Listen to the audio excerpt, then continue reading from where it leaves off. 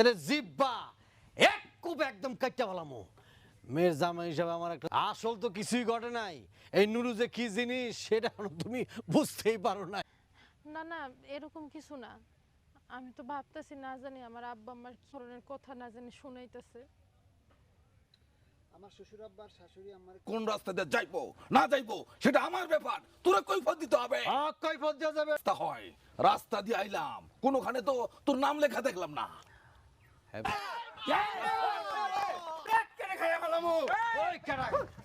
আপনার মতো মিথ্যাবাদী তো আমার জীবনে কখনো দেখি নেই।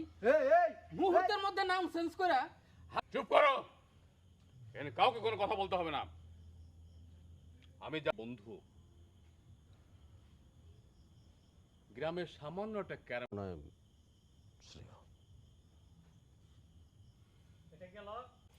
লাস্ট তো ভূত হয়ে গেছে, লাস্ট তো। ওই তুই ডেড বডি না? আর আমি এখানে খারাপ খারাপ খারাপ মাথাটা ঝিমঝিম করতেছে।